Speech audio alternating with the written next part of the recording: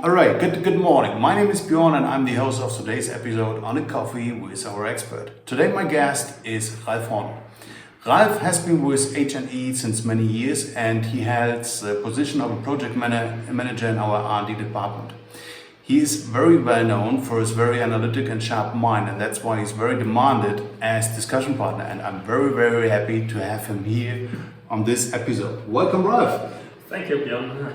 That brings us to today's topic, how to avoid failures in the design of an RO system.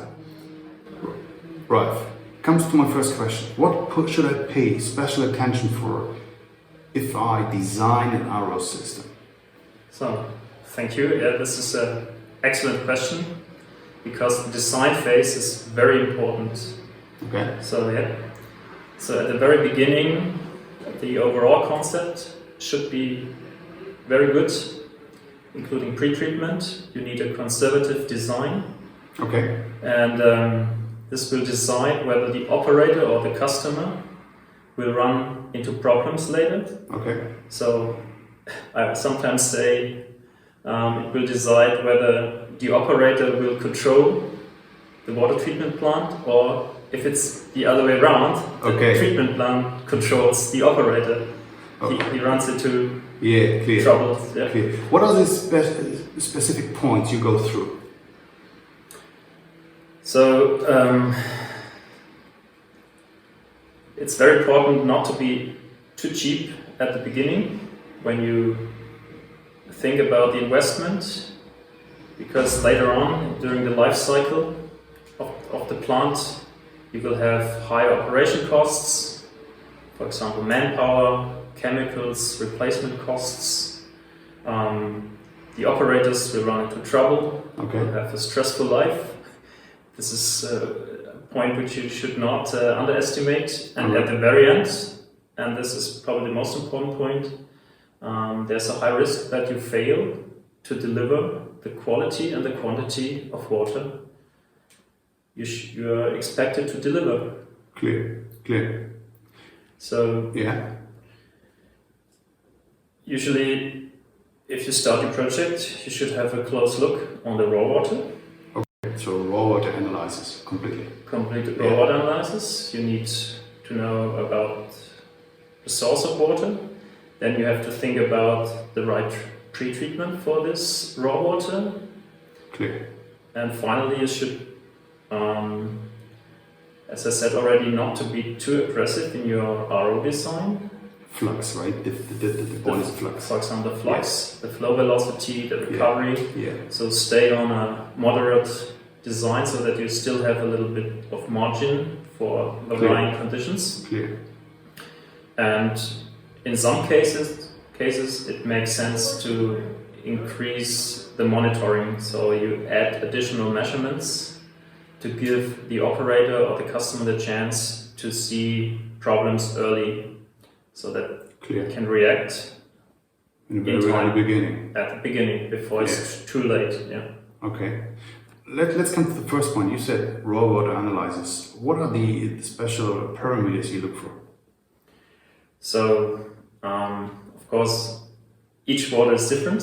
Clear. So you have, for example, typical groundwater. You have surface water, river water, which is different from lake or reservoir water. So you might have sometimes reclaimed wastewater, or in some countries it's a mixture of groundwater, surface water, depending on the season. So, but the raw water source already gives you indications about the problems you might face. For example, with particle fouling, biological activity, or just mineral scaling, for mostly in groundwaters. So then after you have looked on the source where the water comes from, you should have a close look. Is there any variation in time? For example, river water, of course, you might have phases of floods and then high turbidity, and you have to cope with this. If you have, for example, reservoir water, you might have algae blooms in spring, summertime, So this is a very important point for your pre-treatment. So, and then last but not least, you should ask yourself, do I know everything about this water? Or say everything? Do I know enough about the troublesome components? So iron, calcium, silica, chemical oxygen demand, biological oxygen demand, organic carbon, so that I can judge if I run into scaling or fouling problems and what kind of pretreatment I have to choose. And you always design based on the worst case scenario? I think in most cases you have to. All right. There might be a few exceptions where, for example, the customer has enough buffer capacity or the process allows to reduce flow rates, but this is, I think, very seldom. Usually the water defines your worst case scenario, the water and the variation in times. All right. Okay. Next thing is, I mean, we have covered the raw water. Before it goes to the reverse osmosis, we have to consider the pre-treatment. So what has to be considered? I mean, after you know enough about the raw water, usually you have not too many options for your pre-treatment. Usually maybe 2 options, but then you have a customer and the customer has specific conditions on site. For example, he has only a little space because it's just not more available. So say you have a river water, usually you would maybe for cost reasons build a flocculation and a multimedia filtration. But if you have no space, you end up with the more costly ultrafiltration. Clear. So which saves space. Clear. So okay. I mean, and of course, other pretreatments for other waters, for example, groundwater usually does not require ultrafiltration. Yeah. Here you have rather problems with high calcium contents or high silica. Yeah. And if they come both together, you could run into scaling problems very, very often. And anti-scalant strategy is not enough. So you better, for example, build a softener. So you remove calcium and magnesium. So this gives you another degree of freedom to control the silica scaling, because now you can, for example, rise the pH, or you can accept higher variations in temperature. And it's easier to get the right anti-scalant for silica control, because it doesn't have to control both calcium and silica at the same time. Okay. So in this case, a softener would be the way to go. Okay. And I mean, how do you measure that? What are the measure instruments and where do you put them in place? I mean, all the numbers you have to check, right? Even if it comes to the operation point of view. So what would you recommend in terms of measurement devices? Yep. So I know it's a critical thing, right? Because it's mostly cost. Yeah, it's cost intensive. Exactly. Most of the time it's cost driven. Yeah. So measurements are left out, even though they should be there. All right. So, and I think some plants are okay with this because it's for example, groundwater. It always has the same composition. Yeah. And you have an operator that looks after his plant and takes manual measurements, so you can go with few measurements. Okay. But if this is not the case, you should spend rather a little bit more money in the monitoring. Okay. It's like in the car, right? I mean, you always know how fast you drive, and it's the same as in a reverse osmosis plant. You need to know, all right, what is going on with my system, isn't it? Yes, you have to. Yes. So I give you an example. We just lately had the case where the conductivity of the permeate increased quite a lot. Okay. And everyone was nervous. Oh, what's going on? But then if you have a closer look, and if you get the complete picture with all measurements, which had to be done by hand in this case, you see, the increase in conductivity was normal because the feed conductivity went up and the temperature went up. So you could completely explain the decline of permeate conductivity, decline in quality by changing conditions. So it was not fouling or scaling of the membranes. Okay. So what would you measure? So usually you measure, of course, the flow in the inlet, feed flow, and you measure permeate flow. Okay. You need, of course, to correlate it with the pressure. Clear. Because flow without pressure is not telling you anything. So you need the feed pressure and the concentrate pressure. Standard is, of course, conductivity measurement in permeate. Yeah. This is your key quality parameter. But then you need also, at least if you have varying conditions, conductivity measurements in the feed. All right. So 2 times. Yeah, 2 times. Okay. And I think there are special cases where it makes sense to have an online analyzer, for example, for calcium or silica in the feed. Okay. So this allows you to prevent, for example, or to see a failure of the pretreatment and to adjust for example, the recovery rate of your reverse osmosis plant.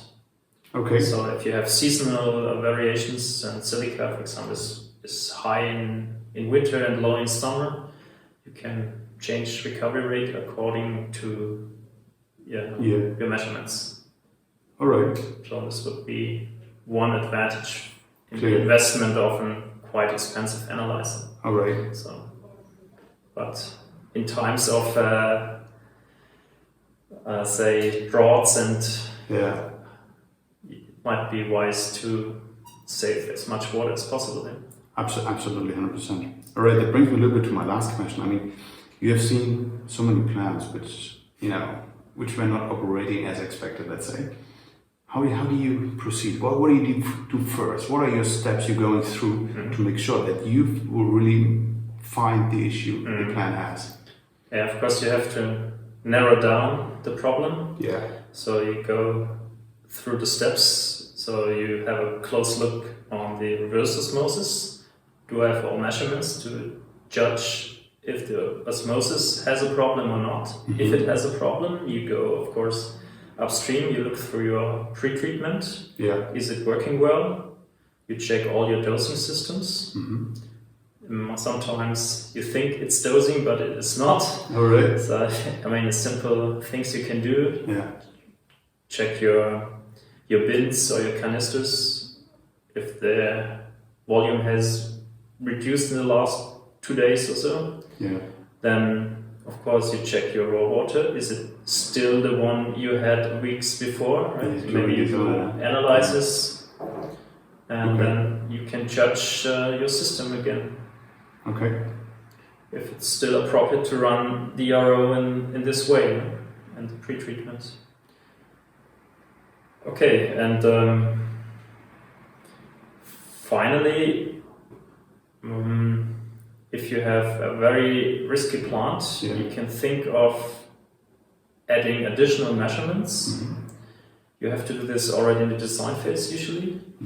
For example, if you have a high-risk plant that may face scaling, you could monitor the last element of the reverse osmosis plant. And why is this? Scaling always starts on the last element where the concentration is highest, obviously, while fouling starts on the first element where particles and biological growth starts. So, and if you monitor, for example, permeate conductivity, you get an average of all the membrane elements.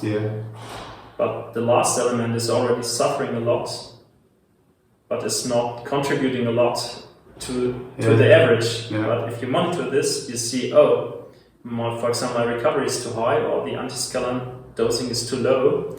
I have to do something before it grows upstream. And for example, your whole last stage becomes scaled, and then The thing with scaling is if you start to clean it at the very beginning, you have a good chance to get it clean. If you wait too long, especially in silica, you have to replace the membranes. Silica scaling is hard to remove. The worst case, yeah, it's the worst case. Calcite scaling is you can still handle this, and biological fouling is quite difficult as well. Depends. All right. So, pretty cool. Thanks a lot, Ralf. Thanks a lot for all the very value information you have given. Thanks a lot for watching this episode. If you have any further question to Ralf or about RO design or whatever, just drop us a mail and we will, as soon as possible, reply to that. Thanks a lot and see you soon. thank you.